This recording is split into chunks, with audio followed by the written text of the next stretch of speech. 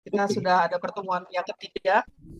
Pertemuan yang pertama itu keluarga sebagai gereja kecil, kemudian pertemuan kedua perkawinan menurut ajaran gereja Katolik, dan malam ini kayaknya nanti bakalan banyak pertanyaan mungkin Romo, yaitu problematika perkawinan dan kesehatan mental keluarga. Kita Bukan akan Mbak mulai Mbak Retno, kita pakai yang pertemuan kelima, tema yang kelima. tema yang kelima, berarti kreativitas pendampingan Pendampingan keluarga di lingkungan. betul, Siap, sesuai dengan itunya. Oke, siap. Kalau begitu, eh, nanti setelah selesai doa, mohon semuanya untuk mematikan audionya. Kami persilahkan untuk Pak Sutri, Pak Abe, dan Mbak Anti untuk eh, membuka kursus kita malam ini. Silakan. Selamat malam Romo, Bapak Ibu sekalian. Mari kita satukan hati, mohon campur tangan Bapa sumber kerahiman kita. Dengan tangan Bapa, Putra, dan Roh Kudus. Amin. Selamat malam Bapak, terima kasih atas waktu yang kau berikan bagi kami di dalam ruang digital ini. Kami berjumpa bersama untuk melakukan aktivitas dalam kegiatan kursus SKKL. Kami mohon campur tanganmu melalui Roh Kudus untuk Romo Ivan yang kami menjadi pembicara. Sekiranya apa yang disampaikan Romo dapat menambahkan kami wawasan dan juga mengalami perjumpaan kepada sesama untuk semakin dekat pada Yesus Putramu. Terima kasih ya Bapak, kiranya Engkau memberkati untuk jaringan internet, juga eh, sarana lainnya, agar apa yang kami lakukan dapat lancar dari pertama pertengahan hingga akhir. Terima kasih untuk waktu ini ya Bapak. Semua ini kami minta melalui pengantara Kristus Tuhan dan Juru Selamat kami. Dan kemuliaan kepada Bapa, Putra, dan Roh Kudus seperti pada permulaan sekarang selalu sepanjang segala abad. Amin. Kemuliaan kepada Bapa, Putra, dan Roh Kudus seperti pada masa. Amin. Karena Bapa, Putra, dan Roh Kudus.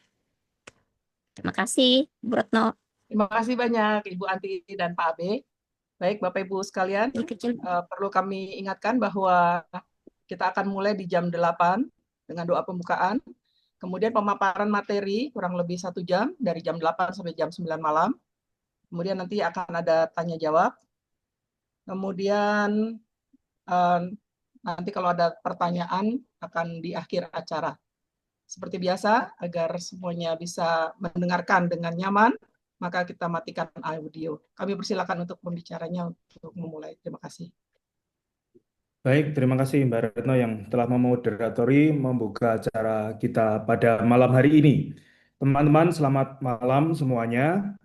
Pertama, eh, kita berdoa untuk suami dari Mbak Eli yang kecelakaan dan kemarin dioperasi sehingga pada malam hari ini beliau tidak bisa hadir untuk memberikan materi yang sekiranya sudah diagendakan di tema ketiga. Maka saya akan mengajukan tema yang kelima untuk diajukan menggantikan Mbak Eli dan harapannya minggu depan bisa kita berjumpa dengan Mbak Eli, salah satu umat kita psikolog yang berkenan untuk membagikan di dalam kursus ini. Baik, untuk tema yang kelima dan kita ajukan untuk tema ketiga ini, seperti di dalam virtual background yang saya buat, adalah kreativitas pendampingan keluarga di lingkungan. Sebenarnya ini sebuah gong, nanti sebelum Anda semua diutus untuk kembali ke lingkungan, untuk berbuat action sesuatu apa yang bisa diupayakan bersama ketua lingkungan masing-masing.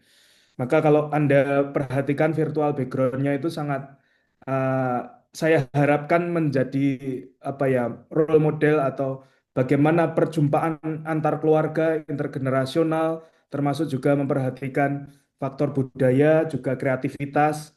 Malam hari ini saya juga pakai bajunya Fransiskan ya karena masuk di tahun jubileum Fransiskus ya mengingatkan kita SKL juga harus aware untuk tema pastoral KAJ keutuhan alam ciptaan dan jubileum TSBP 1 itu ya keluarga ekologis pertobatan ekologis. Baik mengawali eh, terkait hal ini saya ingin menampilkan sebuah video. Paul sudah membuatkan video untuk kita umat Jagakarsa, jadi silakan disimak dengan baik. Semoga bisa di apa namanya di style ya. Sebentar.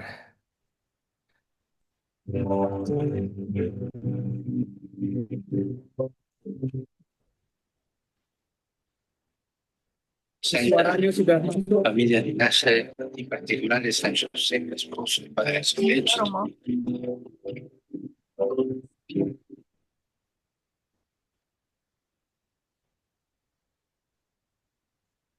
Masuk enggak suaranya? Belum ya? Sebentar. Ya.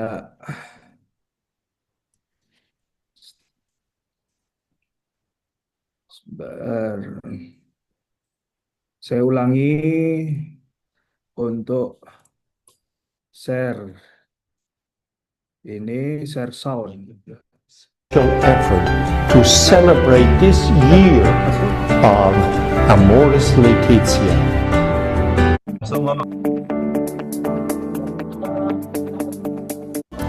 Con Amoris Laetitia desidero incoraggiare ciascuno di voi ad essere segno di misericordia e di vicinanza lì dove la vita familiare non si realizza Suaranya sudah masuk belum ya? perfettamente, Oh, non sudah. si svolge. Oke, saya ulangi ya. Sudah, Saya sudah. ulangi.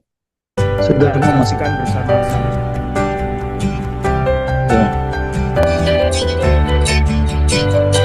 La Santa Famiglia di Nasser, in particolare San Giuseppe, sposo del padre Solecito.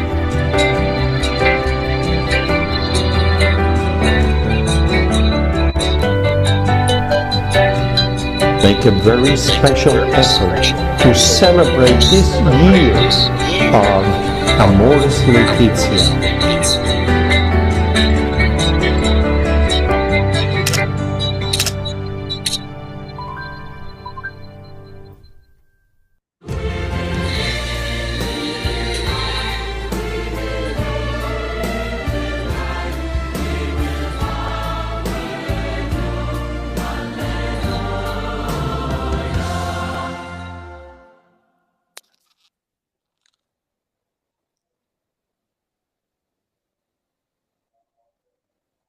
Hi, this is Michael.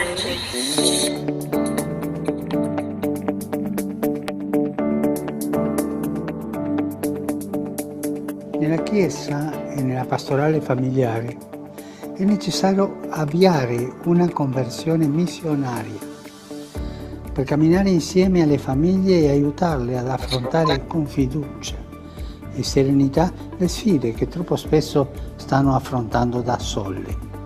For us, the earlier years of our marriage were especially challenging because of disagreements over parenting. But through marriage enrichment offered by the church, we learn to communicate in a respectful way, to cherish the gift of family, and to make daily decisions to love each other and our children. And by anchoring ourselves in a community of like-minded families, we are constantly reminded to be a sign of God's love to one another.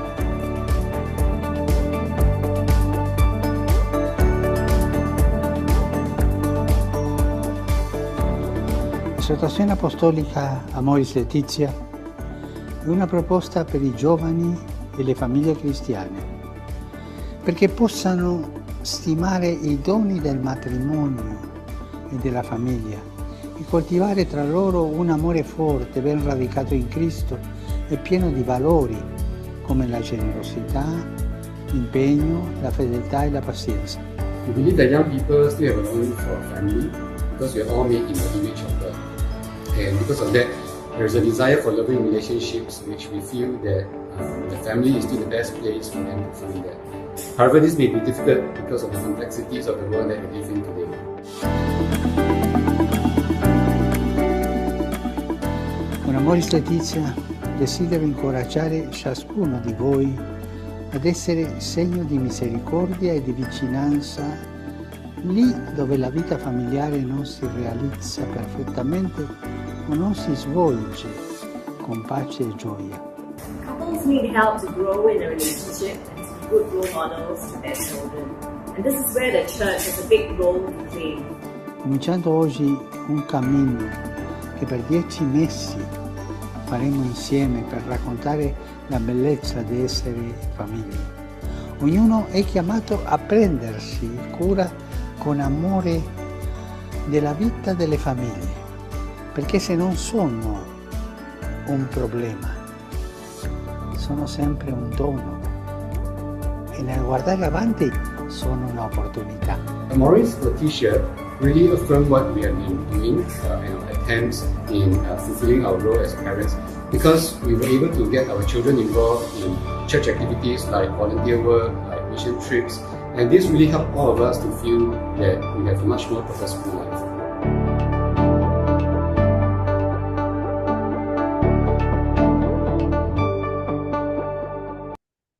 Baik, kembali ke laptop.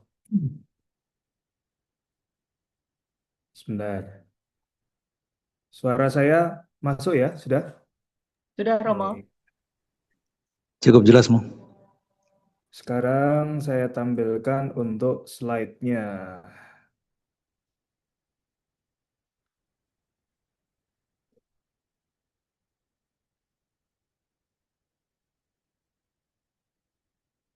Bentar.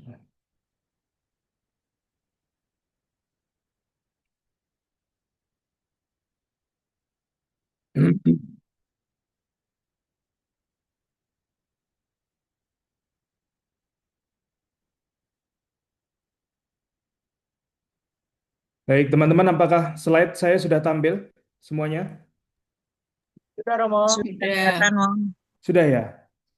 Mas suara, sebentar, kok suara saya jadi kecil sekali. Sebentar, saya harus audio. Mikrofon, speaker, split.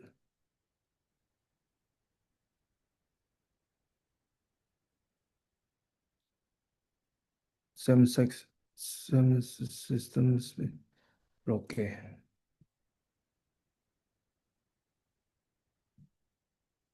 Sebentar, speaker. Suara Anda malah tidak masuk di tempat saya. Tapi ya enggak masalah, sebentar, noise developer. Suara Romo cukup jelas. Ya, suara saya jelas di Anda, tapi Jelas, suara ya. Anda tidak jelas. Oke, enggak masalah. Nanti saya minta bantuan di... Sebentar.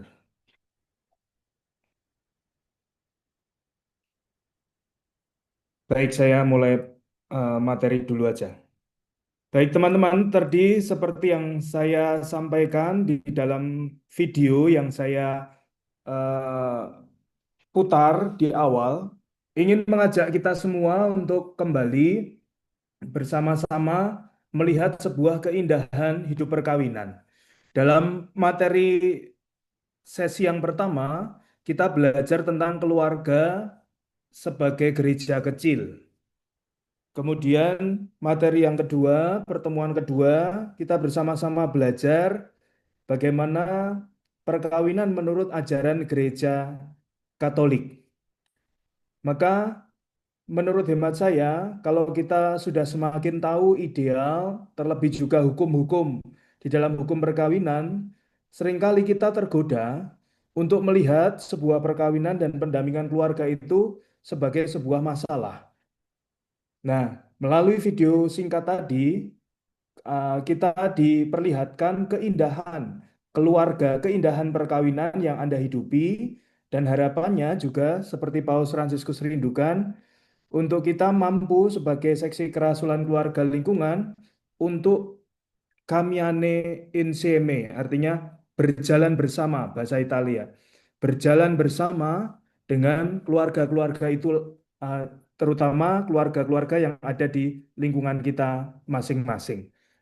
Maka bagaimana kita bisa berjalan dengan baik dengan keluarga-keluarga yang ada di lingkungan, kita perlu memahami terkait kreativitas pendampingan keluarga dan lingkungan itu sendiri. Ya.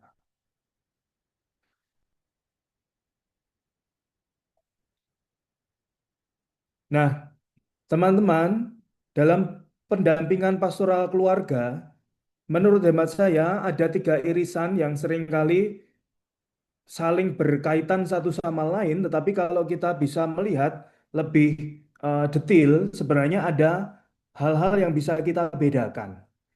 Yang pertama, pelbagai bentuk pendampingan keluarga berjenjang dan berkelanjutan, tahap pranikah maupun pasca nikah.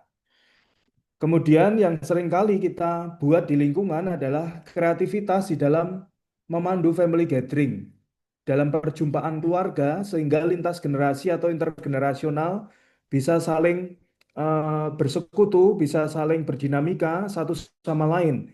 Anak-anak bisa berjumpa dengan orang tua, remaja, kakek, nenek, suami, istri di dalam kegiatan lingkungan. Dan yang ketiga terkait pendampingan khusus bagi para lanjut usia.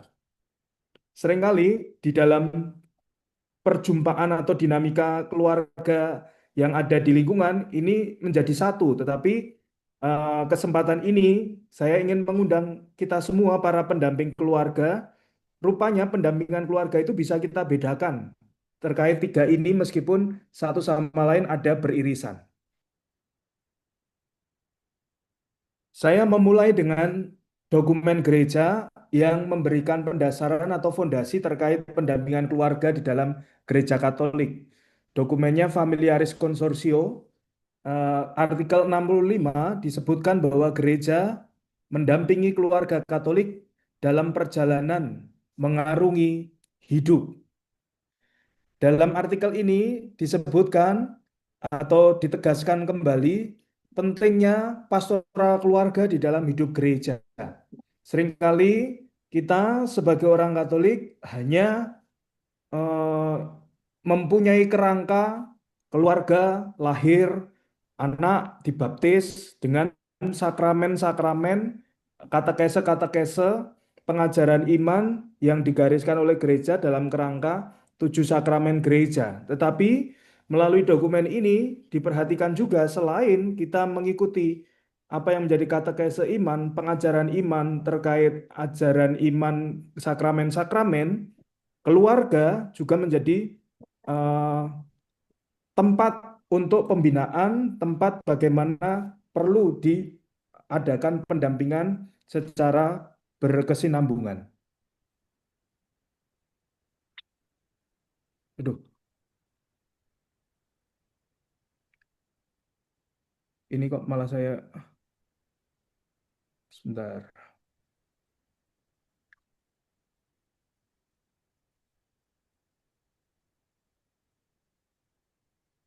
Saya kok terpental screen saya. Saya ulangi ya.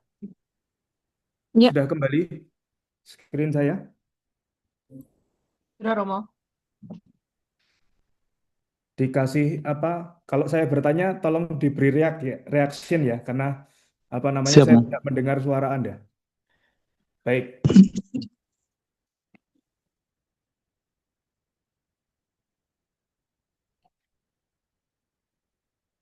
Kemudian di dalam Familiaris Consortio nomor 66 ditegaskan bagaimana persiapan yang penting juga untuk mempersiapkan umat di dalam hidup perkawinan.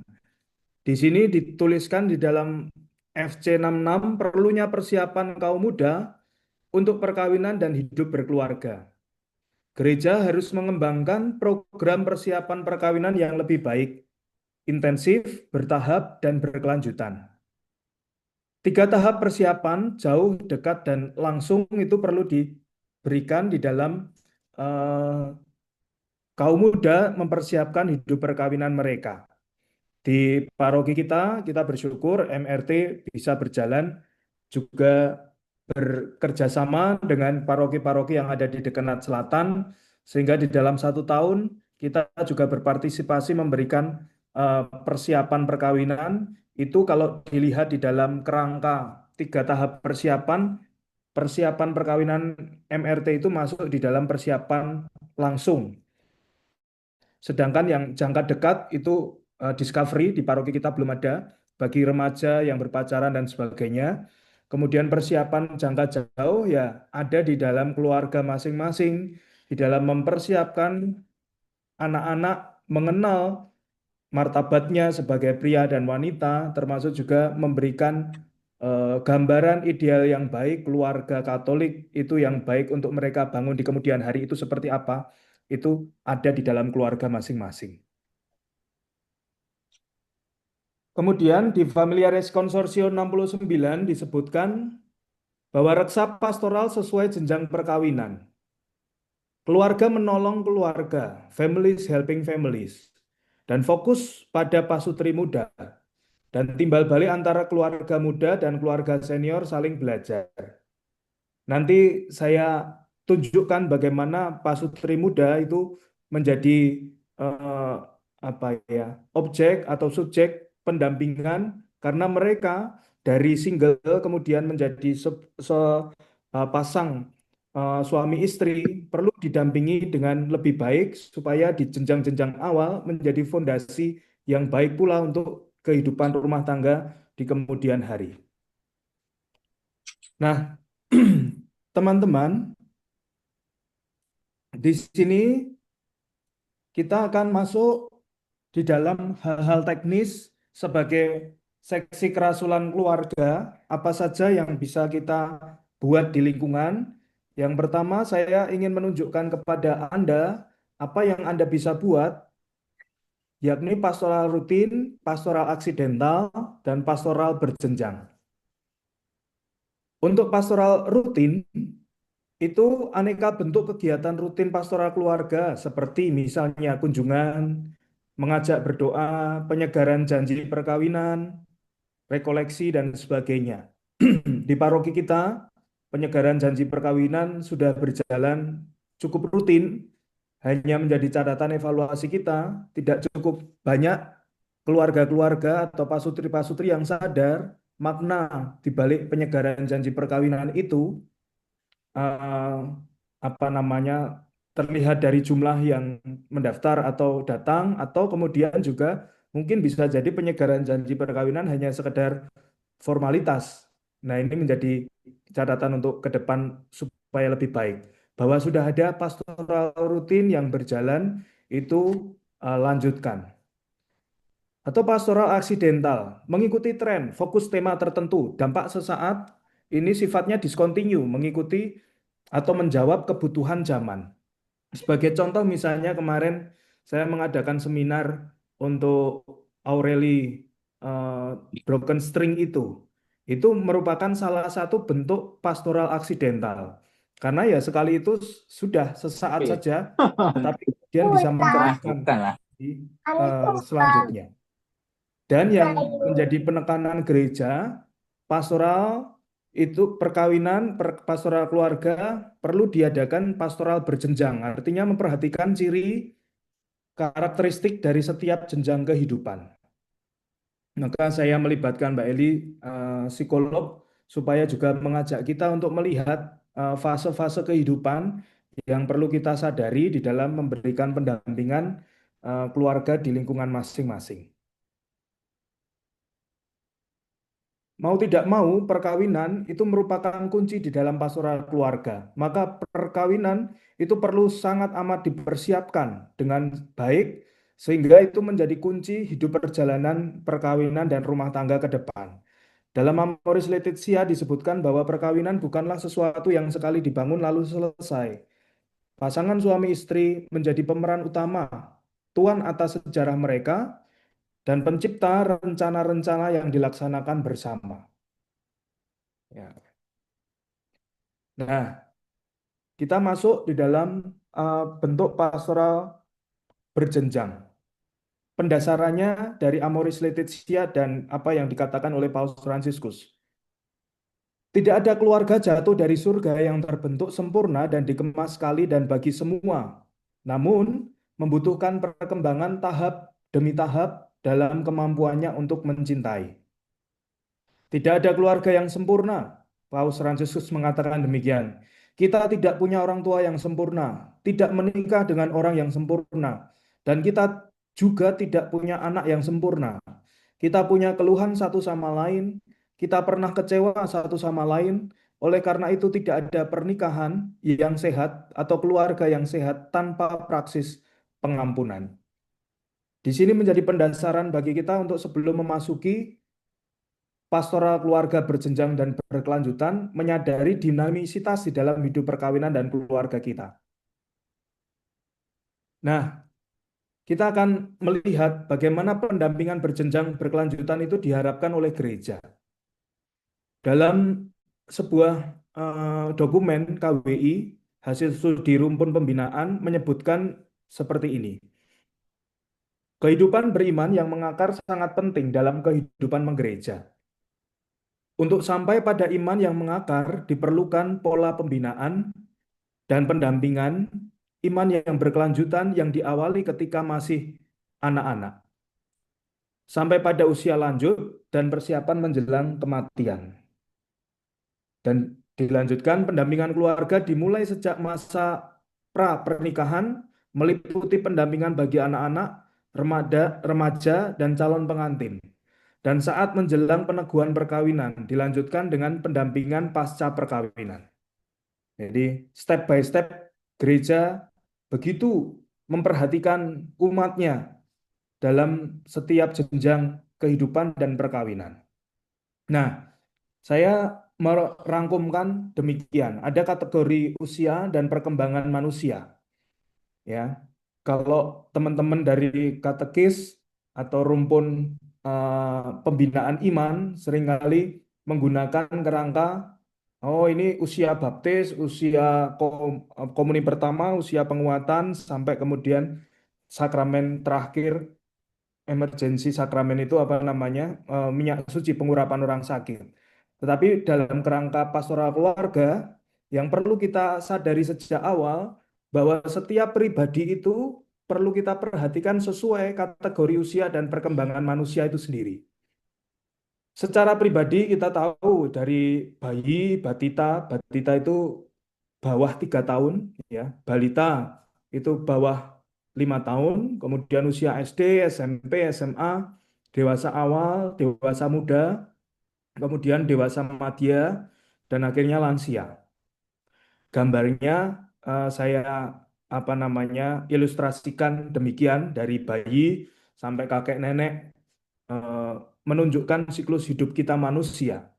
Tapi dalam kerangka perkawinan, status perkawinan juga kita bisa melihat atau membaginya dalam step ini. Lajang, kemudian pacaran, pasutri dengan anak usia 0 sampai 5 tahun misalnya, pasutri dengan anak usia sekolah, pasutri anak usia remaja, pasutri anak usia dewasa, dan kakek nenek atau lansia. Nah, kalau Anda melihat dengan baik, mengapa kemudian beberapa langkah pastoral yang dibuat SKK kemarin saya batasi, misalnya hari perkawinan sedunia, diberi kesempatan usia perkawinan 40 tahun ke atas untuk bisa ikut prosesi, atau kemarin waktu rekoleksi dibatasi untuk pasutri muda, terus misa kaula muda untuk usia OMK sekian dan pasutri muda sekian. Nah, pendasarannya seperti ini, teman-teman. Ya, jadi kita butuh disapa sesuai dengan kebutuhan hidup kita masing-masing. Sehingga bila mana kategori-kategori itu bisa disapa, harapannya semakin efektif bentuk pastoral kita. Sehingga kemudian kalau ada misalnya seminar keluarga, bisa dengan peserta sesuai dengan kategori, saya rasa akan lebih efektif seminar itu. Dan bisa kita sampaikan materi-materi yang sesuai kebutuhan mereka. Misalnya pasutri dengan anak usia balita akan berbeda kebutuhannya dengan pasutri dengan anak yang usia mau mau menikah, misalnya calon mertua, calon menantu, itu berbeda nantinya kemudian. Sehingga ini menjadi cara bagaimana gereja mendampingi kita sesuai kategori usia dan perkembangan manusia. Kebutuhan psikologisnya juga berbeda satu sama lain. Nah, teman-teman, sebagai pendamping keluarga dan SKKL, ya, kita perlu menyadari bahwa gereja meminta kita untuk menjadi pelaksana pastoral keluarga menyapa orang-orang sesuai kategori usia dan perkembangan manusia itu, bisa saja kita itu sampaikan secara langsung, misalnya seminar parenting, ya itu kan dalam konteks langsung, artinya langsung kepada kelompok sesuai dengan sasaran atau tujuan pendampingan tertentu.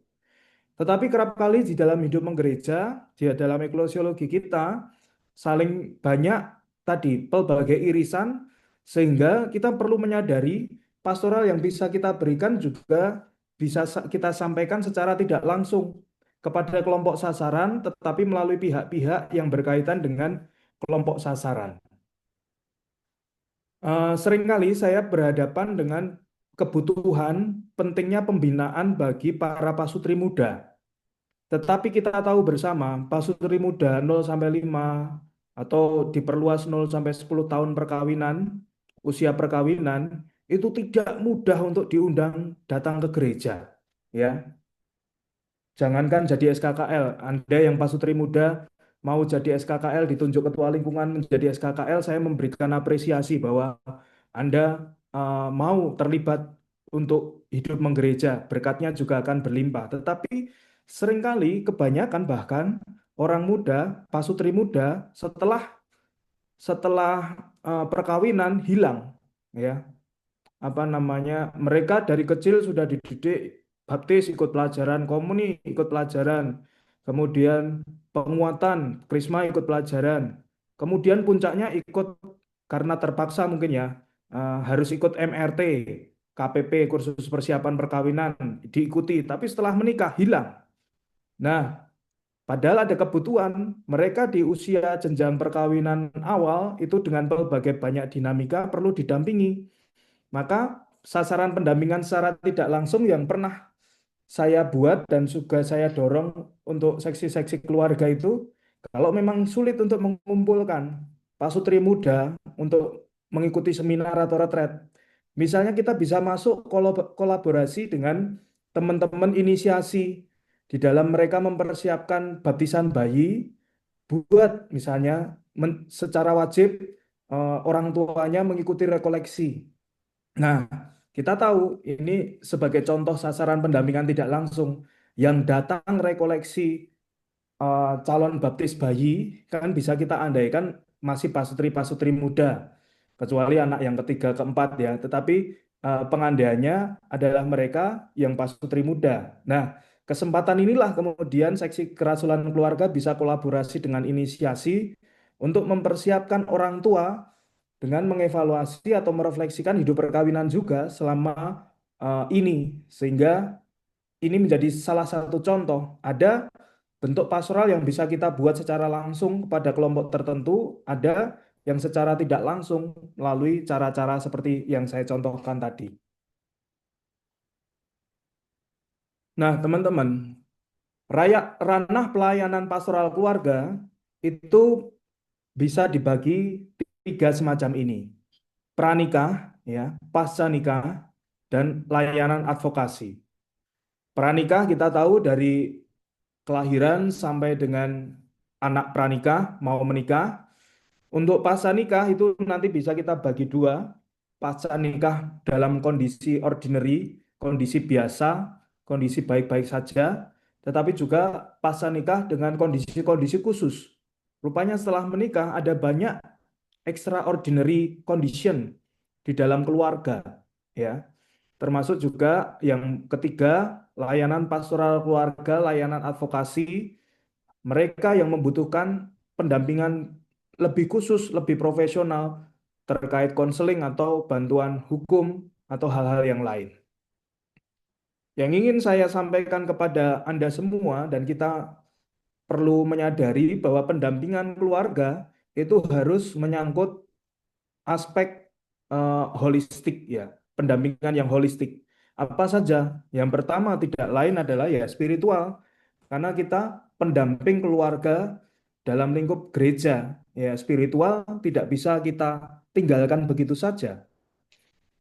Kemudian terkait aspek kepribadian, aspek intelektual, dan juga aspek sosial. Keempat aspek ini saling berkesinambungan, dan bila mana kita berhadapan dengan klien atau berhadapan dengan keluarga yang kita dampingi, kita perlu melihat keempat aspek ini bolongnya di mana, kemudian kita bisa masuk supaya kemudian kita bisa mengangkat apa yang menjadi poin positif di dalam keempat aspek itu, kita tingkatkan sehingga mereka mendapatkan pendampingan yang holistik dan integral. 5 pilar pastoral keluarga melalui perjumpaan, pembinaan, pendampingan, advokasi, dan kerjasama jejaring. Ya, Anda bisa berjumpa dengan keluarga-keluarga melalui 5 hal ini. Dan sebagai pendamping keluarga, ya seperti pernah awal saya sampaikan, tidak mungkin SKKL ditunjuk kemudian hanya diam saja di rumah, ya harus memperkaya diri dengan perjumpaan dengan keluarga-keluarga yang lain, pembinaan, ikut kursus semacam ini, ya, kemudian pendampingan, terus advokasi, kerjasama jejaring, ya. Kita bersyukur di Keuskupan Agung Jakarta, Komisi Kerasulan Keluarga yang sekarang ini diketuai oleh Romo Budiono, MSF, cukup aktif. Kalau Anda bisa melihat dinamika SKK, Seksi Kerasulan Keluarga paroki-paroki lain, itu sangat amat dinamis. Harapan saya sebagai Romo Paroki Jagakarsa, ya, kita mengarah ke sana supaya kemudian Seksi Kerasulan Keluarga kita bisa hidup, umat kita, keluarga-keluarga semakin menyala. Nah, teman-teman, di dalam pendampingan keluarga, hendaknya kita juga sadar salah satu aspek kreativitas pastoral itu untuk bekerja sama dengan berbagai pihak. Ya, ada keuskupan, ada paroki, ada seksi atau tim, ada komisi kerasulan keluarga itu sendiri. Sehingga apa yang menjadi usaha kita itu justru bisa semakin melibatkan semakin banyak orang yang berkehendak baik untuk memperkuat hidup perkawinan dan keluarga. Jangan malah justru kita menjadi SKK paroki, SKK lingkungan, itu mempunyai ego sektoral, yang penting seksiku berhasil, seksi lain kita tutup mata. Jangan sampai demikian. Semangatnya bahwa malah justru kita membangun sinergi satu sama lain. Kalau bisa kita bekerja sama, kalau kita bisa saling membantu, mengapa tidak? Saya ambil contoh kemarin ketika Hari Perkawinan Sedunia, itu salah satu bentuk pastoral atau bagaimana kelompok kategorial ME setiap tahun itu mengadakan WMD itu, World Marriage Day. Nah, di paroki kita itu ada pribadi-pribadi pasutri yang sudah ikut ME, tetapi belum terlalu solid. Maka yang saya buat kemarin dengan teman-teman SKK paroki, Pak Petrus dan kawan-kawan, kita bekerja sama. Sehingga Seksi Kerasulan Keluarga Paroki bersama ME Marriage Encounter Paroki Jagakarsa bersama-sama duduk bareng menjadi panitia WMD, World Marriage Day, di Paroki Jagakarsa. Sehingga kemudian kemarin bisa kita bisa kita ikuti, pasutri-pasutri bisa membarui janji perkawinan di Hari Perkawinan Sedunia. Saya ingin mencontohkan kepada Anda bagaimana sinergisitas itu sangat amat mungkin dibangun. Atau kemudian kelompok-kelompok kategorial yang sesuai dengan sasaran pendampingan kita. Kita punya kesadaran butuhnya pendampingan bagi pranikah kaum muda kita. Nah, mengapa tidak kita berjalan bersama dengan orang muda? Ya, misalnya orang mudanya kita support untuk mengadakan seminar pacaran sehat atau apa. Nanti pematerinya dari kita SKK, tetapi kepanitiaan mengundang teman-teman muda, sampaikan ke dinamisir oleh orang-orang muda itu sendiri. Jadi sangat amat mungkin untuk bersinergi dengan berbagai pihak. Jangan menutup diri, jangan malah menumbuhkan ego sektoral. Itu malah kemudian tujuan kita tidak berhasil, malah menjadi semakin banyak musuh. Saya sendiri bersharing ya, di sini saya sejak tabisan bergelut dengan pastoral keluarga, saya bersyukur bisa bergandeng tangan dengan berbagai pihak. di keuskupan-keuskupan yang ada di Indonesia eh, dengan komunitas kategorial, karena saya sendiri berprinsip saya belajar dari semua pihak sehingga punya banyak kenalan, kemudian kalau punya program dan sebagainya akan mudah untuk mendapat support system berjalan dengan baik. Maka ini menjadi catatan untuk teman-teman ex KK di lingkungan ya. Kalau punya program tertentu, mari bersinergi. Misalnya di lingkungan kita, kalau mengadakan kegiatan keluarga di lingkungan, itu pesertanya sedikit, ya bergandeng tangan dengan lingkungan lain satu wilayah, ya, itu kan sangat amat mungkin.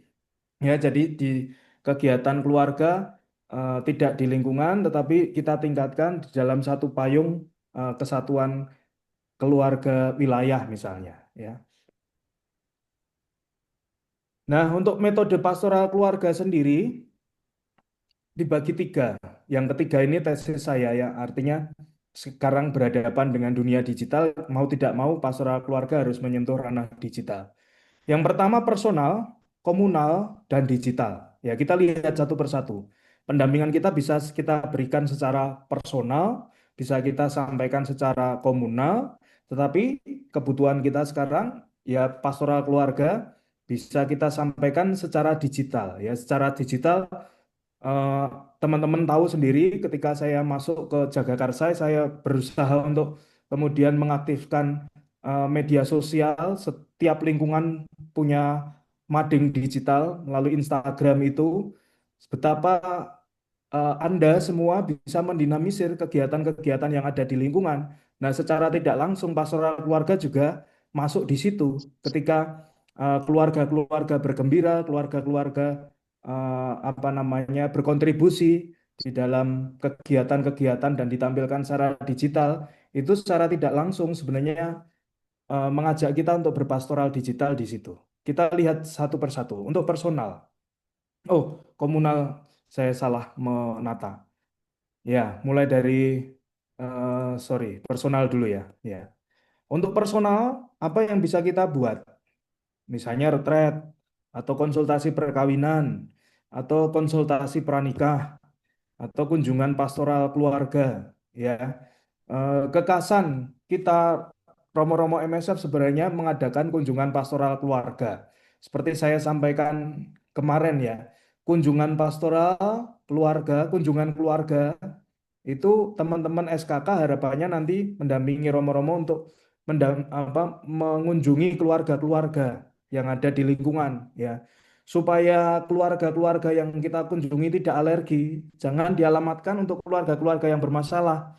Nanti kalau ada hanya ditujukan untuk keluarga yang bermasalah, semua pada menutup pintu ya, pagernya ditutup rapat. Tetapi ya kunjungan keluarga itu ya semua dikunjungi bahwa dalam sebuah kunjungan itu ada masalah yang ditemukan. Nah, itu sebenarnya tujuannya di situ, tetapi bukan kemudian tujuannya mengunjungi keluarga yang bermasalah ya. Salah. Kemudian untuk yang komunal ada banyak hal yang bisa kita buat. Komunal pastoral kebersamaan itu family gathering misalnya, couple gathering, rekoleksi, retret, kemudian konsultasi keluarga pasanika, konsultasi keluarga pranika, seminar, saresean, workshop. Sejauh saya di sini pernah seminar Pasutri Muda di Universitas Pancasila, teman-teman SKK Paroki yang mengadakan, berjalan baik. Komunitas keluarga atau talkshow, ziarah keluarga tematis ya, atau pemberesan perkawinan, kunjungan pastoral, kunjungan keluarga terpadu, weekend pasutri, dan lain-lain. Ada banyak hal yang bisa dibuat untuk pendampingan keluarga secara komunal. Nah, baik, itu. Jadi ada bentuk pendampingannya personal, komunal, dan juga kemudian media digital. Nah, teman-teman, kita perlu menyadari sebagai pendamping keluarga, ada 2 kondisi keluarga secara umum. Saya bagi kondisi keluarga ordinary atau biasa, ya, ilustrasinya gambar stiker emoticon senyum, ya. Senyum semua itu artinya biasa itu ya bahagia ya. Tetapi ada banyak hal yang kita jumpai di lapangan, di lingkungan kita, keluarga-keluarga yang extraordinary luar biasa, atau tidak biasa, atau justru memprihatinkan. Ya, emotikonnya itu saya gambarkan pelbagai macam. Ada yang bahasa Koreanya meneleng, ya, melotot, ada yang menangis, ada yang sedih, ya.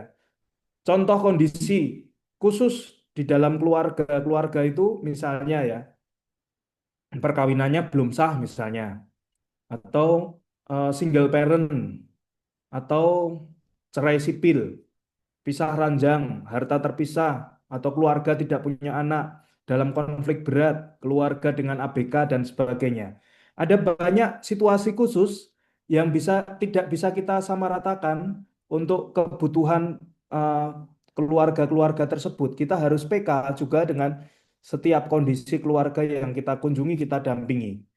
Sehingga kita tidak memaksakan idealisme untuk kemudian kamu harus begini, keluargamu harus kegiatan lingkungan datang bersama. Wah, ternyata di rumah punya tanggungan pasien yang harus menunggu di rumah. Nah, kita juga harus PK dengan hal seperti itu.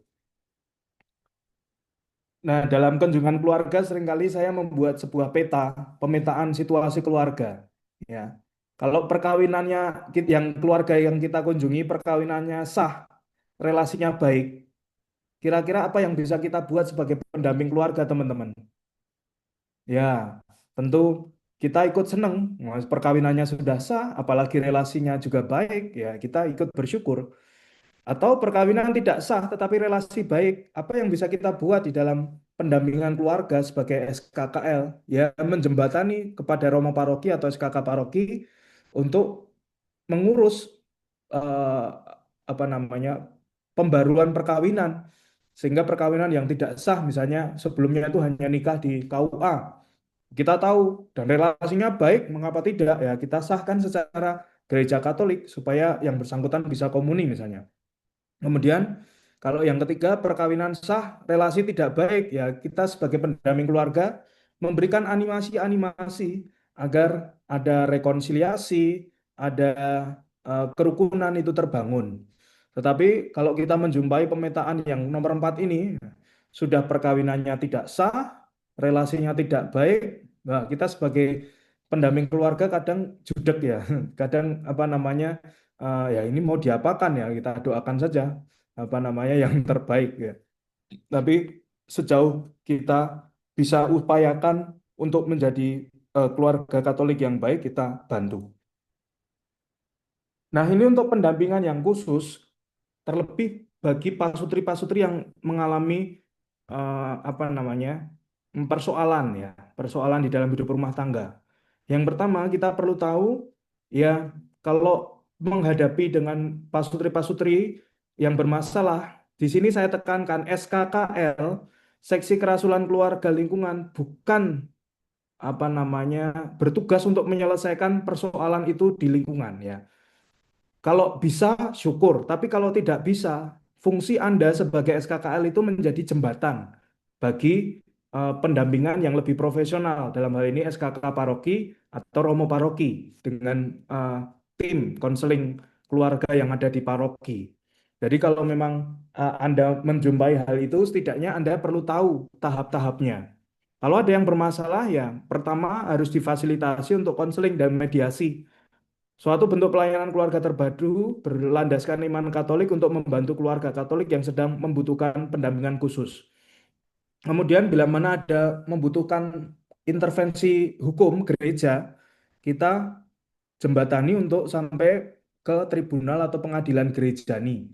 Misalnya terkait keabsahan perkawinan atau anulasi atau disolusi, itu ranahnya bukan paroki, tetapi paroki hanya menyampaikan permohonan kepada keuskupan, dalam hal ini diwakili oleh pengadilan gereja. Kemudian terkait hal yang tidak bisa diselesaikan secara hukum gereja dengan wajah berbelas kasih yang memberikan langkah-langkah pastoral supaya mereka yang kemudian secara hukum terhalang tetapi tetap merasa bahwa Allah itu melalui gereja mendampingi, memberi tempat, dan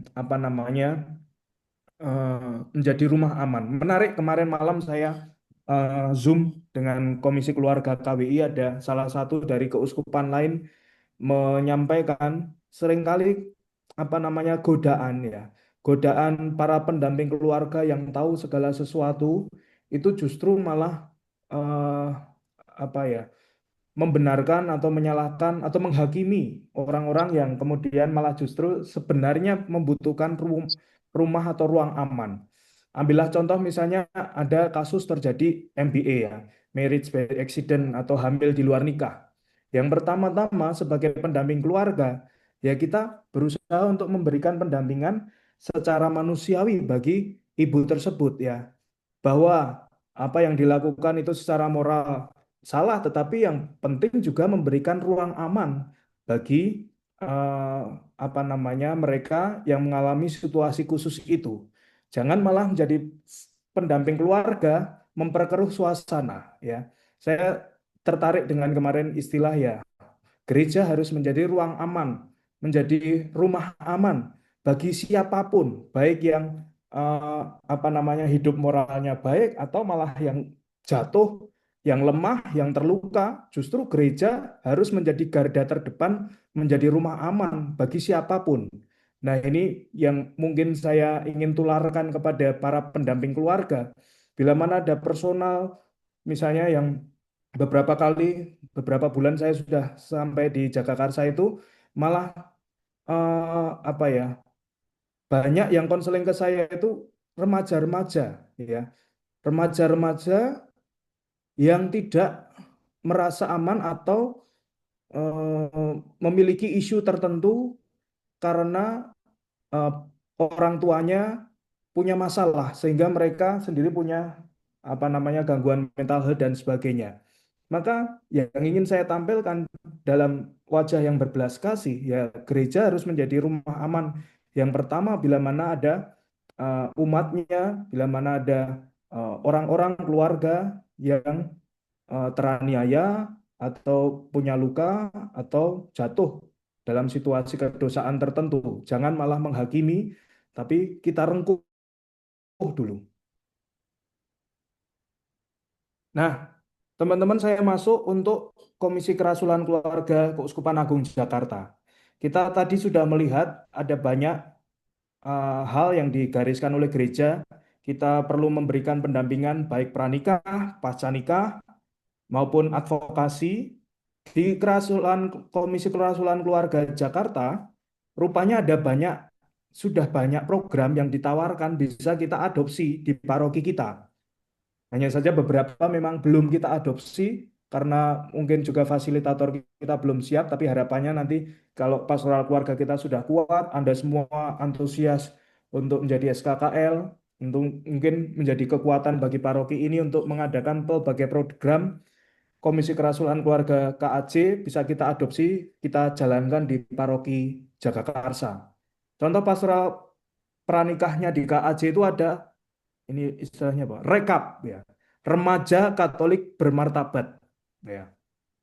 Terus ada pastoral pranikah juga program Discovery.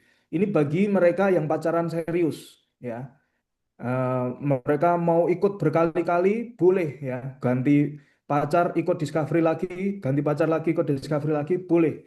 Discovery itu goalnya kalau sudah cocok ikut MRT kemudian menikah. Tapi kalau ikut Discovery rupanya semakin kenal calon atau pacarnya tidak sesuai dengan dirinya atau batas toleransinya tidak sesuai, ya goalnya adalah ya harus putus untuk cari kemudian pasangan yang lain. Seringkali di Semarang paling tidak beberapa pemuda-pemudi yang pacaran malah takut ikut Discovery, takut Romo nanti malah putus. Ya itu lebih baik putus ketika pacaran daripada kemudian nanti menikah kamu baru kenal siapa calonmu, siapa pasanganmu ya. Dan yang sudah berjalan di Paroki Jagakarsa MRT ya. Program persiapan perkawinan MRT ini yang di Jakarta sebuah bentuk pastoral pranikah yang sudah berjalan baik. Kemudian contoh pastoral keluarga pasca nikah yang ada dalam program KAJ itu komunitas 10 TP.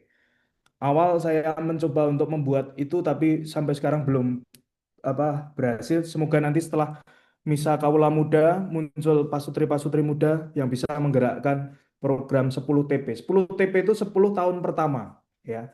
Romo Erwin sudah membuatkan modulnya, sebenarnya kita hanya menjalankan. Sehingga teman-teman yang menikah itu kemudian bisa terus didampingi.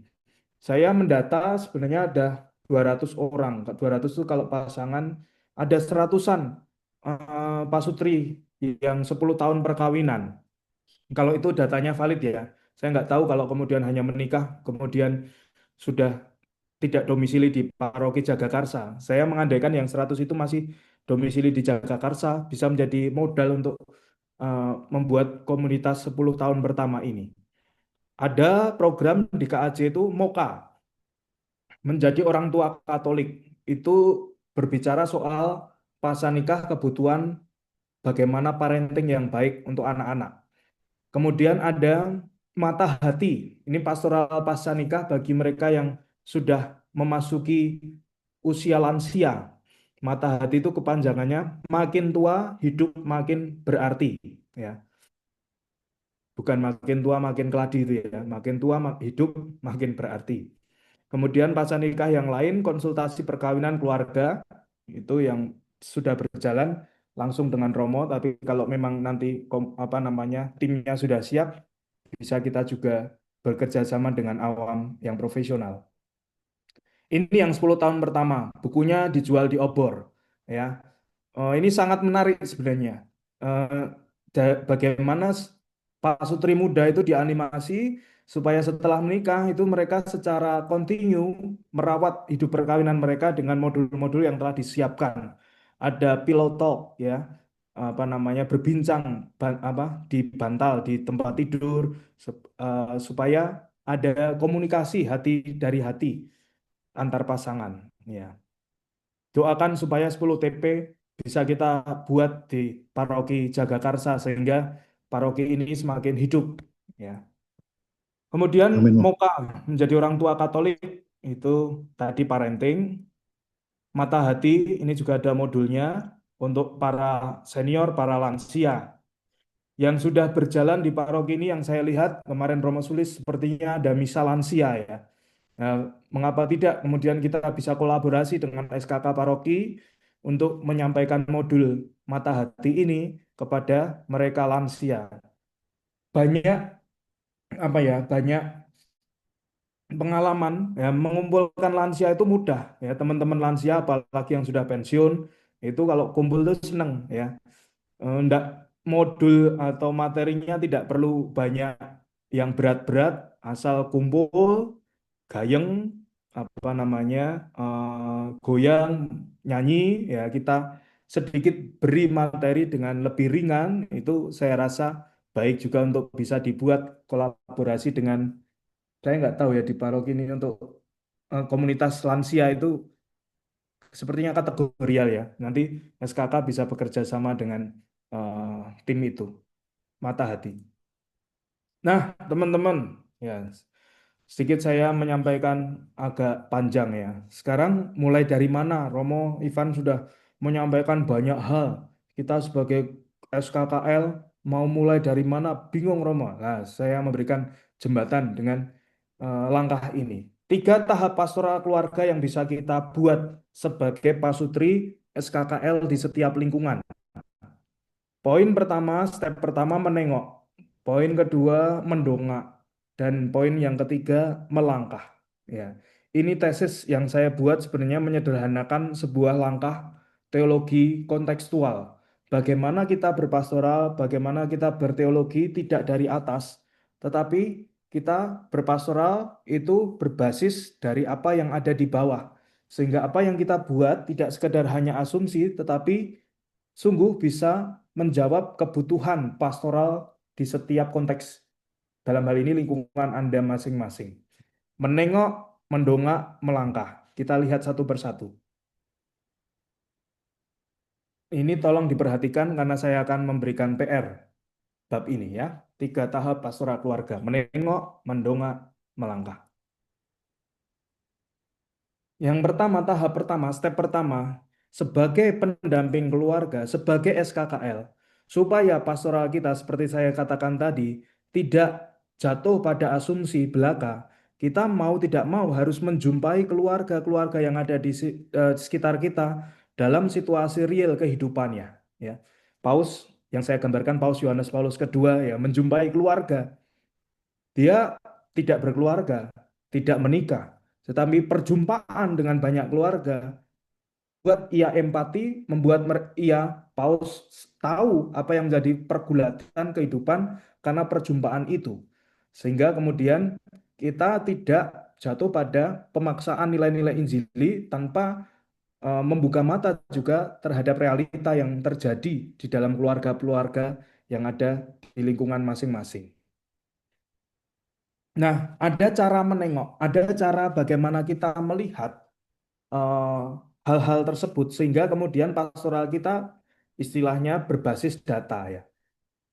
Caranya ya perjumpaan, kemudian data-data. Di paroki ada data yang berlimpah, seringkali tidak pernah diakses, tidak pernah dipakai untuk sebuah langkah pastoral. Kita hanya puas dengan copy paste. Oh, tahun lalu seperti ini. Jadi tahun ini harus ada seperti ini. Padahal datanya misalnya umatnya semakin berkurang atau demografinya sudah berubah. Maka data itu penting juga untuk dilihat di lingkungan misalnya. Mau membuat seminar pasutri muda padahal di lingkungan adanya pasutri lansia, pasti tidak relevan program itu. Sehingga harus data itu terus diupdate, terus diperbarui sehingga menjadi pendasaran untuk membuat langkah pastoral yang berbasis data. Atau kita bisa membuat penelitian, ya, penelitian yang kecil-kecil saja. Ya di WA sekarang ada apa namanya fitur voting dan sebagainya. Ya. Kita juga bisa membuat hal itu misalnya. Yuk SKKL mau membuat kegiatan keluarga pilihan ya, family gathering atau apa namanya ziarah keluarga, yaitu contoh penelitian sederhana yang bisa kita buat. Dalam melakukan tugas pastoral, kita juga hendaknya mengevaluasi apa yang sudah kita buat dan juga kita refleksikan sehingga apa program pendampingan keluarga yang kita buat itu tidak sekedar hanya program berjalan seperti hanya event belaka, tetapi bagaimana itu direfleksikan untuk pertumbuhan iman masing-masing anggota keluarga. Nah, teman-teman, ini potret keluarga yang saya gambarkan yang ada di sekitar kita, ya. Di lingkungan Anda misalnya ada 20-30 kakak ya, kita bisa melihat, bisa memotret keluarga-keluarga yang ada di lingkungan kita itu seperti apa. Kalau yang terjadi atau yang kita lihat itu keluarga-keluarga yang di sebelah kiri kita, ya, itu gambarannya apa? Sah secara validitas perkawinan di hadapan imam, kemudian menerima sakramen, keluarga-keluarga bahkan dengan keluarga besar, bahkan dengan anjingnya bersukacita, hidup rukun dalam iman akan Yesus Kristus. Kalau kita melihat potret keluarga-keluarga yang ada di lingkungan kita seperti yang sebelah kiri ini, bagaimana perasaan kita? Pasti kita ikut bergembira ya, bila mana keluarga-keluarga yang ada di lingkungan kita potretnya baik-baik saja. Tetapi kita tidak bisa menutup mata juga dengan sisi yang sebelah kanan. Ada banyak keluarga yang berkonflik ya. Tadi itu dalam gambar ada yang suami memarahi istrinya, istrinya tutup kuping. Ada keluarga-keluarga yang divorce ya, dengan gambar pasutri yang digunting itu bercerai. Atau keluarga-keluarga dengan anak-anak yang karena orang tua keluarganya tidak baik-baik saja, mereka terdampak mental health, maka mengapa Mbak Eli saya libatkan juga untuk memberikan pengayaan terkait hal ini. Anak-anak frustasi dengan keadaan orang tua, atau bahkan sekarang ini banyak orang muda, remaja, mulai memikirkan self-harm, melukai diri sendiri, bahkan ada banyak yang memikirkan, bahkan sudah sampai ke percobaan bunuh diri, untuk tidak hanya sekali, tetapi mereka beberapa kali untuk membuat percobaan bunuh diri karena tidak kuat di dalam hidup keluarga mereka, ya. Nah, kita harus melihat ini sebagai seksi kerasulan keluarga, potretlah keluarga-keluarga yang ada di lingkungan kita itu seperti apa. Bahwa banyak keluarga yang baik seperti yang sisi kiri kita ikut bersyukur, tapi kalau mana banyak yang sebelah kanan, tugas tanggung jawab kita untuk merangkul mereka supaya kemudian menjadi lebih baik lagi. Nah, setelah menengok, kemudian kita jangan mengikuti apa yang menjadi kesukaan kita sendiri dalam berpastoral. Nah, ini pentingnya kita look to Jesus, ya, melihat apa yang dikehendaki oleh Tuhan Yesus melalui ajaran gereja tentang perkawinan dan keluarga. Pentingnya kita sebagai pendamping keluarga untuk belajar terus. Kalau ada kursus-kursus yang serupa semacam ini, besok ada kursus SKKL jilid kedua misalnya tentang parenting. Harapan saya teman-teman SKKL tidak jenuh untuk belajar. Karena supaya kemudian Anda mengetahui, memahami apa yang menjadi cita-cita gereja kepada keluarga-keluarga yang kita dampingi. Jangan kemudian malah kita mendampingi seturut dengan cara kita sendiri atau ajaran sesat kita sendiri. Kita harus mendampingi keluarga sesuai ajaran gereja dan lebih dari itu apa yang dikehendaki oleh Tuhan Yesus itu sendiri, ya. Teladannya adalah teladan keluarga kudus Nazaret, Yesus, Maria, Yosef. Maka bersyukur nanti direncanakan ada patung keluarga kudus di gereja yang baru supaya kemudian kita memahami teladan yang ditunjukkan oleh gereja dalam Yesus, Maria, dan Yosef. Oke, saya skip aja. Nah, hidup perkawinan harus memandang selalu pada Tuhan Yesus. Tadi sudah saya singgung, kita membuka diri terhadap mereka yang membutuhkan pertolongan, seperti wanita Samaria atau perempuan yang tertangkap berbuat zina. Bukan dosanya, bukan kesalahannya itu kemudian kita menjadi hakim atas kesalahan, tetapi sebagai pendamping keluarga kita membuka tangan untuk mereka yang sedang jatuh sehingga mereka bisa bangkit kembali. Nah, kalau sudah menengok, sudah mendongak, melihat apa yang dikehendaki oleh Tuhan, ya kita jangan mandek begegek, ya, jangan berhenti saja, tetapi bagaimana kita belajar untuk melangkah. Apa yang bisa kita buat menjawab kebutuhan aktual keluarga-keluarga yang ada di lingkungan. Dalam hal ini, secara singkat, secara pendek saya ingin mengatakan ya bahwa dalam melangkah kita harus selalu mengikuti apa yang menjadi langkah Tuhan Yesus. Terus berdialog dengan setiap orang, terutama mereka yang jatuh berdosa, tetapi juga sebagai pendamping keluarga, jangan berhenti kita sebagai IO, ya. Saya tuliskan di situ. Event organizer saja. Artinya mengadakan acara kemudian selesai. Ingat, jati diri kita sebagai pendamping keluarga ya harus belajar untuk berjalan bersama keluarga-keluarga, tidak sekedar puas acara yang kita buat, oh kemarin WMD sukses, berjalan dengan baik, itu hanya sarana. Tujuan kita adalah sebagai pendamping keluarga. Event yang kita selenggarakan itu adalah sarana untuk menganimasi keluarga-keluarga supaya rukun, damai, seperti yang dikehendaki gereja dan Tuhan Yesus itu sendiri. Maka ini juga pengingat bagi kita semua SKKL maupun SKK paroki, pendamping keluarga bukan IO atau penyelenggara acara keluarga. Bahwa itu kita adakan, ya itu adalah sarana yang kita perlu ingat, kita dipanggil untuk menjadi pendamping, artinya berjalan bersama keluarga-keluarga terus-menerus tanpa kenal lelah. Ya. Itu teman-teman yang bisa saya sampaikan pada malam hari ini. Saya kembalikan ke moderator. Oke. Baik, terima kasih banyak Romo. Mbak Retno. Baik, Bapak Ibu sekalian, kami persilahkan untuk yang mau bertanya. Mungkin bisa angkat resen ya, tangan ya.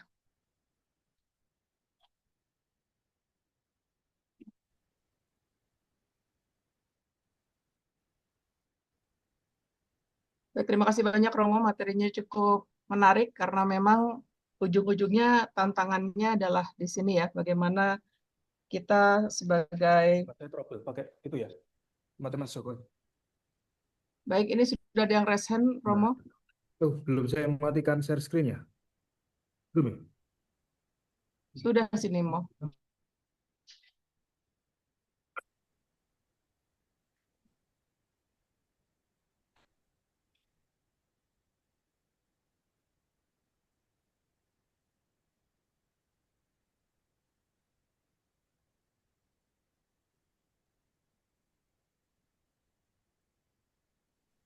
Cek, cek. Suara saya terdengar? Oh, Terdengar Romo? mana? Cek, cek satu. Ya, ya. Ya, baik. Kecil sekali. Ibu bisa ya. Speakernya bisa. Sebelah sana, sebelah sana. Bentar. Kita sudah ada dua penanya ya, Bapak Bardono, Pak Sutri Bardono, dan Pak Yakobus Filipus. Pak Oke. Filip. Saya ada di akunnya Mas Joko ya. Oh, baik, Romo. Apakah boleh ini langsung bertanya, Romo? Ya, silakan. Terima kasih. Kita mulai dengan Pak Bardono, kemudian dengan Pak Filipus, langsung ke pertanyaannya yang singkat ya. Terima kasih. Baik, saya ya. Selamat malam. Malam. Suara saya kedengaran? Suara saya kedengaran? Kedengaran Pak Bardono? Oke. Pertama saya Bardono dan istri saya Bedini. Saya dari lingkungan Kampung Kandang. Kami telah menikah 42 tahun lebih 5 bulan, kira-kira. Udah tua. Saya ikut ini presentasi Romo ini 2 kali, yang kedua saya nggak ikut. Tetapi dari 2 pelajaran yang saya ikuti ini, saya tidak menyesal saya menerima penugasan dari Ketua Lingkungan untuk ikut SKKL. Karena ternyata banyak hal yang saya dengar dari Romo yang ini menjadi pengetahuan bagus buat saya. Sebenarnya dari pengalaman 42 tahun banyak hal yang sudah kami alami, tetapi baru kali ini bahwa semua yang saya alami itu bisa ditulis, bisa didefinisikan, dan bisa dinarasikan. Saya senang, saya lupa kalimatnya Romo di awal tadi tentang bahwa SKKL itu tidak untuk menyelesaikan masalah dalam keluarga. Karena tugas berat yang mungkin membuat saya menolak adalah untuk menyelesaikan masalah keluarga. Karena biasanya kalau ada keluarga bermasalah itu artinya sudah berat. Jadi kalau masalah ringan nggak akan keluar, tapi kalau udah keluar ada keluarga bermasalah itu artinya udah berat, dan saya sih sulit untuk masuk ke masalah orang lain. Maka penugasan sebagai SKKL akan saya terima untuk tugas-tugas pendampingan perawatan keluarga. Maksud bukan menyelesaikan masalah-masalah keluarga. Kalau ada masalah keluarga, saya kembalikan ke Romo aja. Karena perawatan-perawatan itu kan sifatnya lebih general, lebih umum, tidak menyasar kepada keluarga seperti yang Romo. Di tahun 2011, 15 tahun yang lalu, saya pernah membuat rekoleksi keluarga untuk lingkungan, skornya lingkungan. Saya bersama dengan Romo Agung Berhartanto, yang ketika itu menjadi komisi keluarga di KWI kalau nggak salah. Romo bekerja sama dengan teman-teman Fakultas Psikologi UI. Cukup baik nah, lalu apa yang eh, akan saya lakukan dalam menjadi SKKL lingkungan ini, SKKL. Komitmen saya eh, karena karena penugasan dari Ketua Lingkungan, maka komitmen saya adalah untuk lingkungan sementara. Tetapi saya tidak lebih ke cross lingkungan, bisa dicoba. Izin Pak Bardono, non sewu Pak, karena ini waktunya hanya tinggal 15 menit ya Pak Ini Bardono. saya sudah selesai. Ya, sambil sharing, intinya apa nih Pak yang mau di ini? Karena masih ada dua penanya Pak. Bentar. Ini bukan pertanyaan, saya nggak punya pertanyaan. Oh ya, Jadi siap. Saya paham Pak. Ini tadi cuman pernyataan. Ya, Pak. Pernyataan terakhir adalah komitmen saya adalah yang pertama ke lingkungan. Bila mau ditarik ke cross lingkungan, saya boleh dicoba. Oke. Oh, siap. Terima kasih banyak Pak Bardono. Nanti Ya. lingkungan saya juga mungkin akan menghubungi Bapak. Luar biasa Pak. Terima kasih Pak Bardono. Kita lanjut ke Pak Filipus dan kemudian nanti ada satu pertanyaan dari chat ya. Monggo Pak Filipus.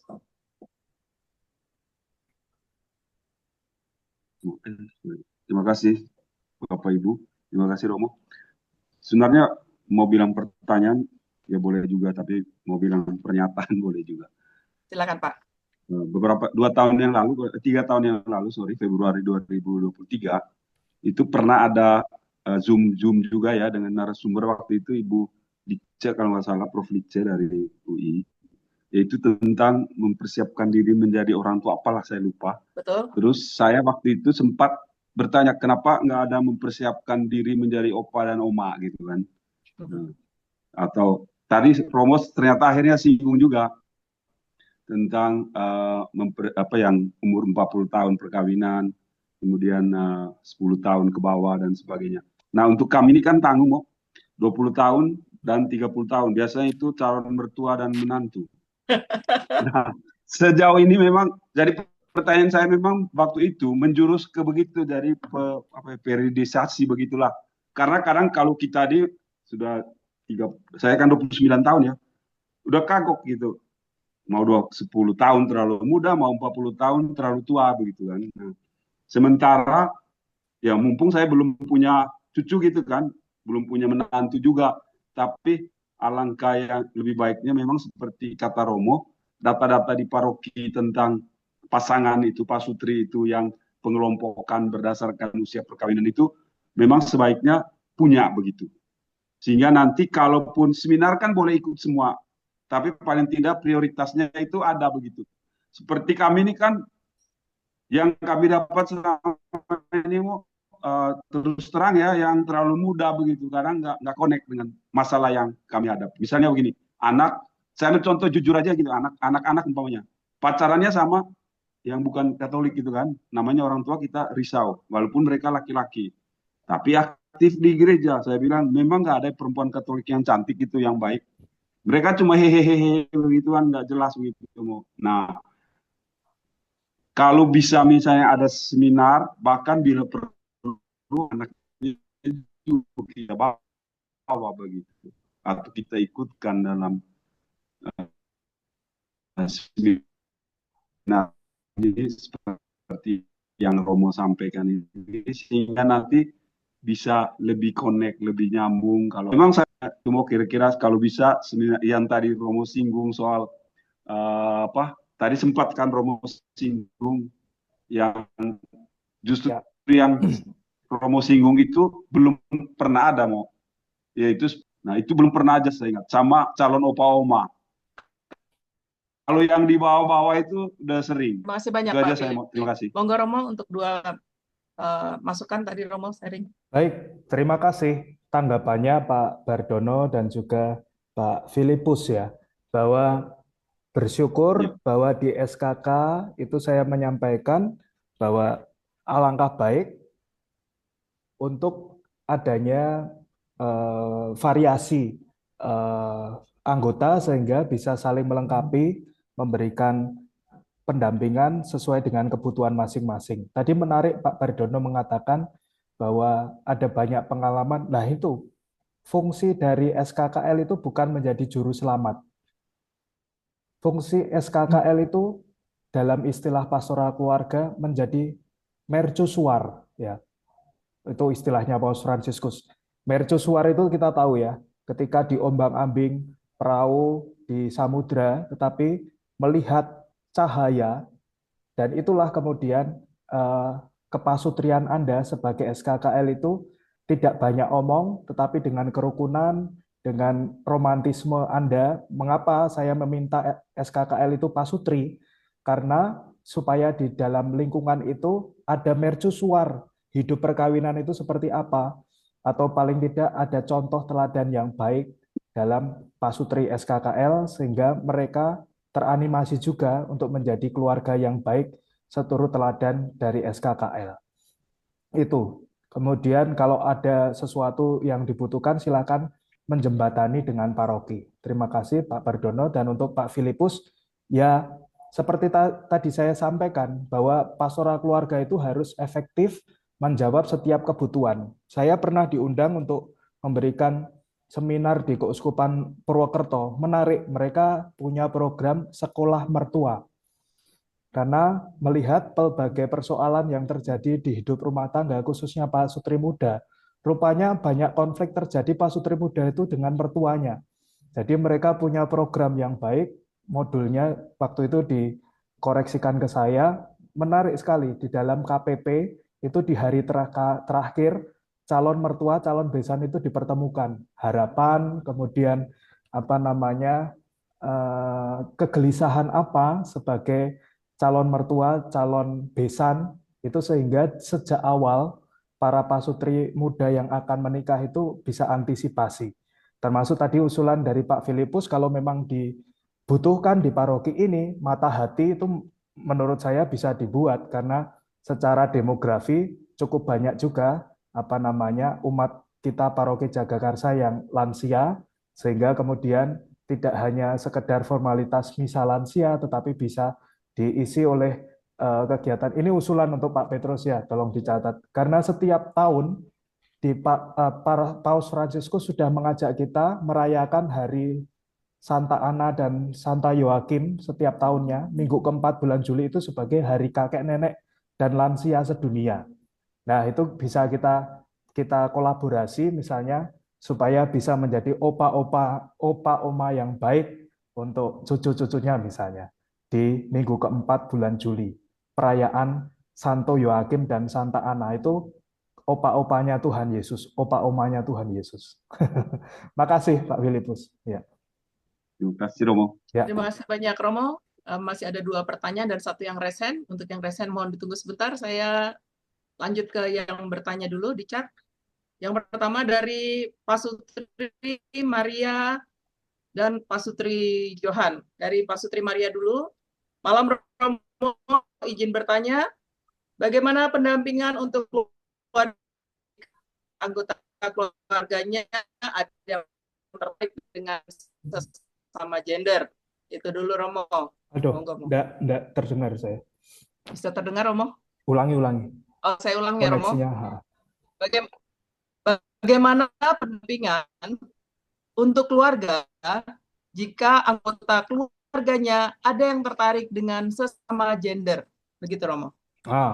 Oke. Apa sudah terdengar Romo? Ya, baik. Sebenarnya untuk terkait masalah ini, kalau kita lihat dalam kerangka pastoral keluarga, ini masuk di dalam pastoral keluarga jangka jauh.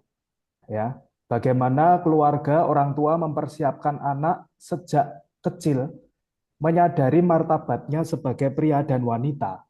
Ya, ada banyak masalah yang terjadi, masalah psikologis yang membuat kemudian orientasi seksual seseorang semakin banyak ini, kemudian dalam kacamata kita menyimpang. Tetapi menurut saya itu juga buah atas yang terjadi di dalam pengasuhan keluarga.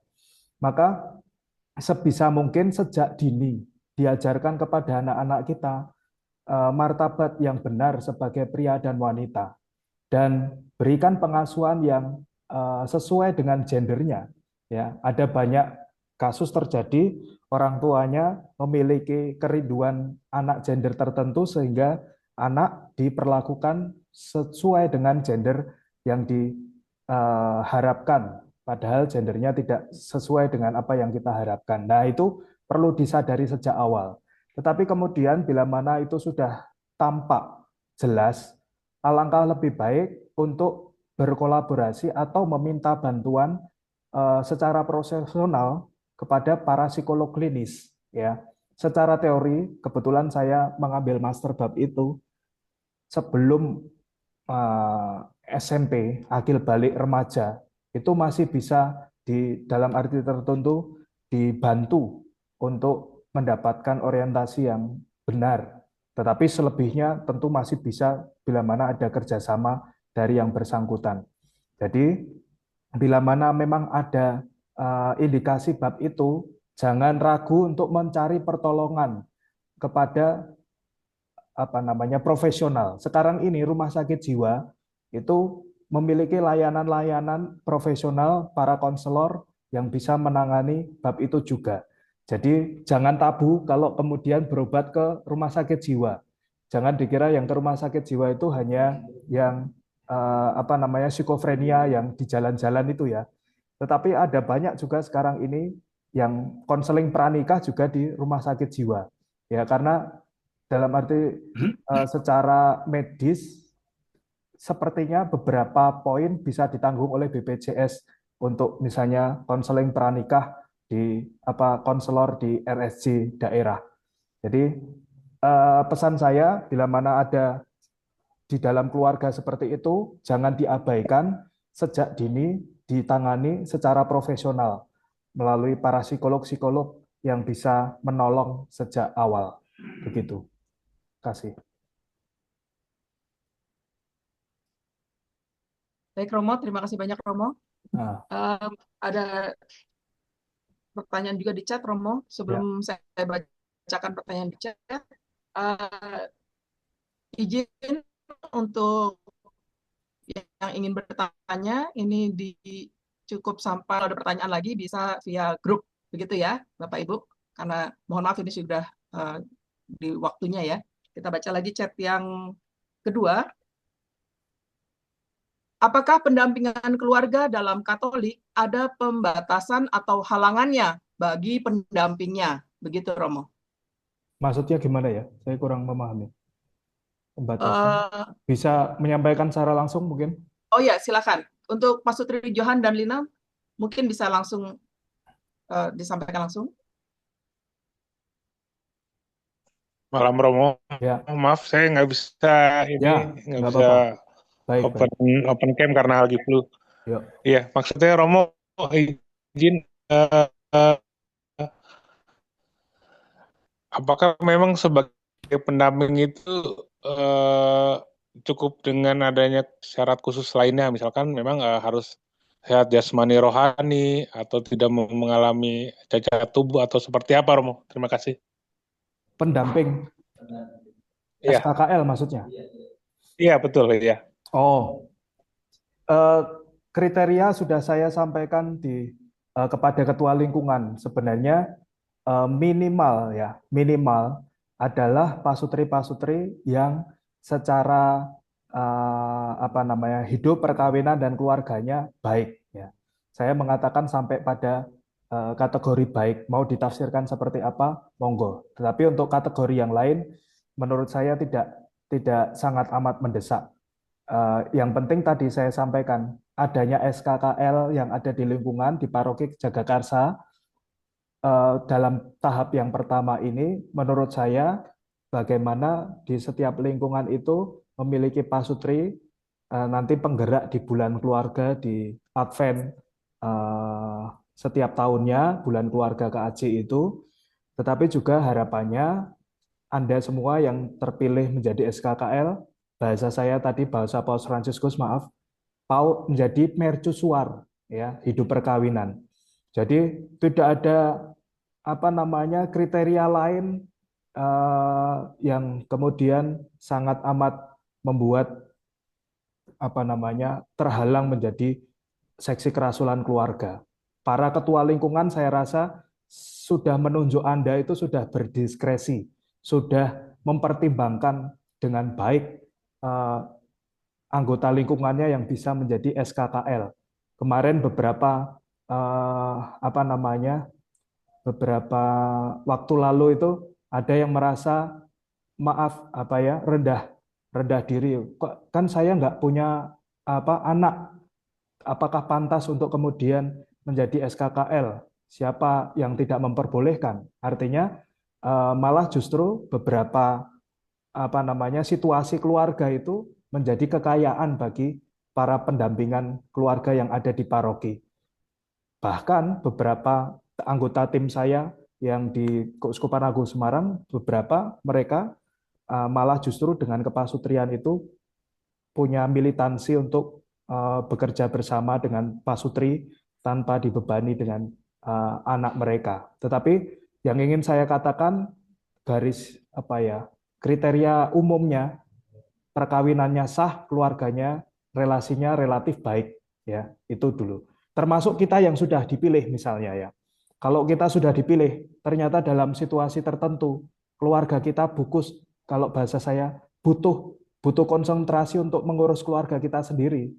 Jangan segan SKKL untuk ngomong ke ketua lingkungan, Bu, maaf ya, mungkin ke depan saya pasif karena keluarga saya butuh konsentrasi saya sendiri. Saya tidak ingin Anda merasul ke keluarga lain, tetapi keluarga kita sendiri hancur lebur.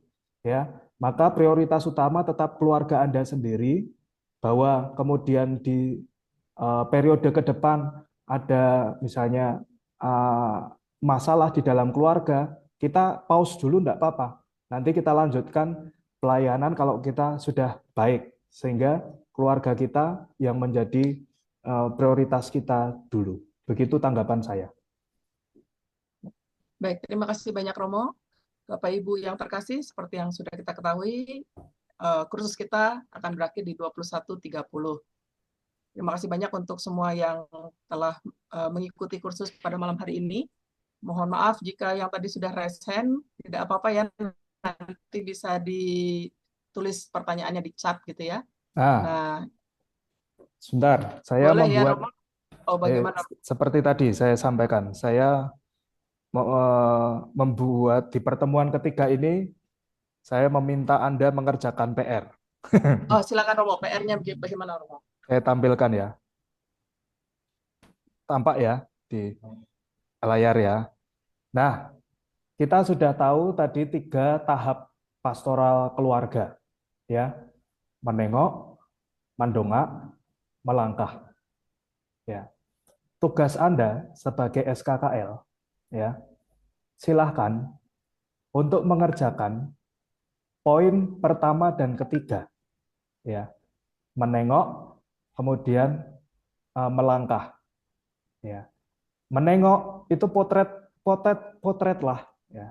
Keluarga-keluarga yang ada di lingkungan Anda itu seperti apa?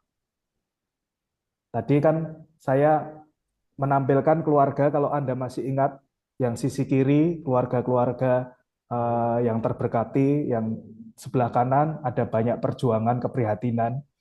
Nah, sebagai SKKL, silakan buatlah gambaran keluarga-keluarga yang ada di lingkungan Anda atau wilayah Anda itu seperti apa.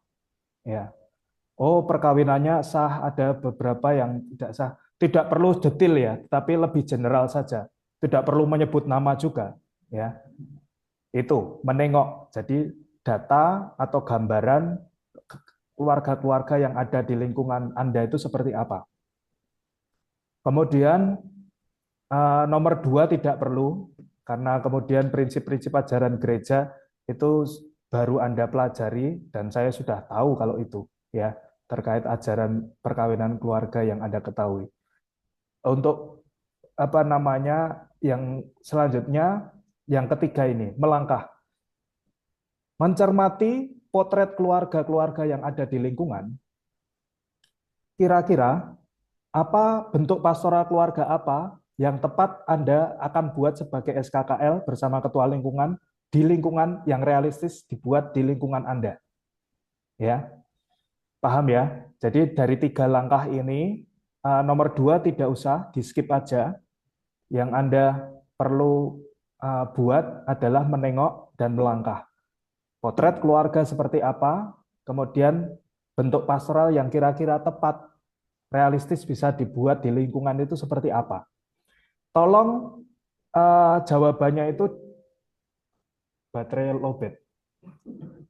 Tolong jawaban dikirim ke WA pribadi saya, ya. Nomor saya Anda semua sudah tahu, ketua lingkungan saya sudah meminta untuk membagikan nomor saya ditabiskan untuk Anda semua, jadi saya tidak menutupi nomor saya. Silakan dikumpulkan secara pribadi, misalnya Pak Sutri Joko Jani, lingkungan Gandaria, terus nomor 1, gambaran keluarga di lingkungan saya seperti ini, poin-poin, terus nomor 2, langkah yang bisa dibuat, realistis dibuat di lingkungan saya, misalnya apa, rekoleksi keluarga, atau makan-makan keluarga bersama, yang realistis bisa dibuat apa. Jadi 2 poin itu tolong disampaikan, SKKL-nya saja, ketua lingkungan dan ketua wilayah tidak perlu mengerjakan, ya. SKKL-nya saja mengerjakan tugas ini. Saya rasa satu lingkungan ada 1 atau 2 SKKL, silakan Pak Sutrinya 1 saja, misalnya suaminya atau istrinya saja yang WA ke saya. Tapi ditulis ya, Pak Sutri siapa, dari lingkungan mana, SKKL lingkungan mana, jawabannya apa. Nanti saya akan buat resume, kita lihat pertemuan selanjutnya, supaya menjadi cakrawala atau inspirasi kita juga. Oh, di lingkungan ini mau buat ini, di lingkungan itu SKKL-nya mau buat itu. Sekali lagi, bukan berdasarkan asumsi atau keinginan pribadi kita, tetapi belajar melihat data atau realita keluarga di lingkungan apa, jadi bentuk pastoralnya realistis dibuat dan menjawab efektif untuk kebutuhannya masing-masing. Begitu, terima kasih. Menarik sekali Romo, ini juga langsung kerja nyata. Bagaimana nanti hasil dari kita kursus kita bisa untuk berkreativitas di lingkungan. Boleh tahu maksimal dikumpulkan kapan Romo PR-nya Romo? Kapan SKKP? Ini hari apa? Terdengar Romo? Minggu ya? Minggu. Cepetan kali Romo. Kecepatan Romo. Oh, kecepatan. Nanti lupa masih malah. Banyak PR nih Mo. Ya sudah, sebelum pertemuan ini, itu Jumat atau kita bertemu lagi? Ya. Oh siap Romo. Kamis ya, Kamis siang supaya saya bisa rekap. Siap Romo. Bapak Ibu sudah tahu ya, PR kita dikumpulkan hari Kamis. Semoga semangat. Ya. Karena kita akan bersinergi bersama. Baik, dengan demikian, terima kasih sekali Romo Ivan, sungguh luar biasa ya, kami belajar terus dari minggu ke minggu. Semoga Bapak Ibu juga yang selalu setia hadir ini semakin banyak mendapatkan masukan-masukan untuk perkembangan baik pribadi maupun nanti pelayanan SKK di lingkungannya masing-masing. Terima kasih. Untuk doa penutup, saya tadi sudah mohon bantuan untuk Pak Sutri Apriyadi dan Arliata. Bu Retno, foto bersama dulu, Bu Retno. Oh iya, foto bersama. Dulu, sebelum tutup. Mas Damar nanti yang foto, ya. Oke. Siapkan senyum terbaiknya, Bapak Ibu. Kita akan foto bersama. Open cam dulu, Bapak Ibu.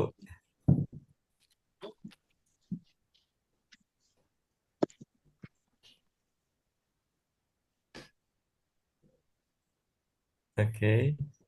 Sudah open cam? Ada 2 layar, saya izin capture layar pertama dulu ya. Tahan senyumnya. 1, 2, 3.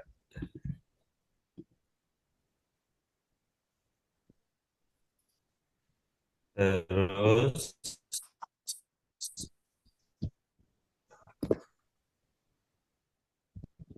layar kedua, 3. Baik, terima kasih sekali lagi. Bapak Ibu, mari kita tutup kursus kita yang ketiga pada malam hari ini dengan doa penutup.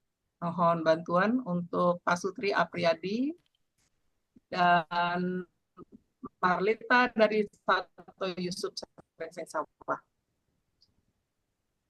Oke, terima kasih Bu. Mari Bapak Ibu kita berdoa. Dalam nama Bapa dan Putra dan Roh Kudus.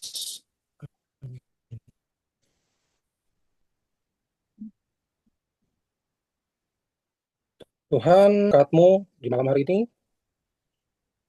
atas segala kegiatan kami yang telah kami lakukan pada kursus seksi kerasulan keluarga lingkungan di paroki kami telah terlaksana dengan baik. Semoga apa yang telah disampaikan oleh Romo Ipan menjadi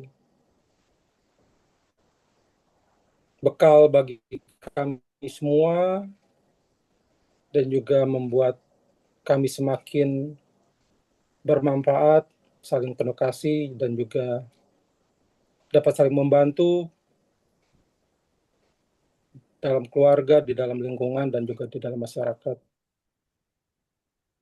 Sebentar lagi kami akan beristirahat. Tuhan, mohon berkati dan istirahat kami di malam hari ini. Semoga kami juga boleh bangun di pagi hari nanti dalam keadaan yang sehat. Tuhan, semua ini kami sampaikan ke dalam tangan-Mu, sebab kalau Tuhan kami ini dan sepanjang masa. Dan mari kita mohon berkat Tuhan melalui Ipan. Tuhan bersamamu dan bersama. Semoga kita sekalian, keluarga kita, pelayanan kita, istirahat malam kita, senantiasa diberkati Allah yang Maha Kuasa, Bapa, Putra, dan Roh Kudus. Amin. Terima kasih banyak Romo Ivan.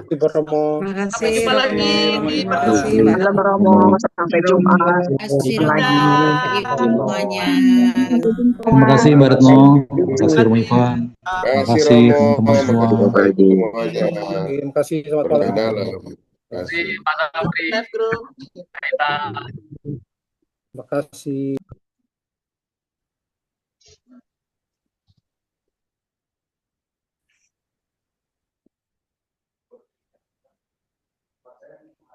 Terima kasih Pak Joko, Pak Petrus.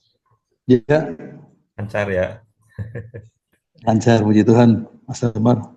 Jernih semuanya. Amin. Terima kasih, Bro. Iya, Bu Retno luar biasa.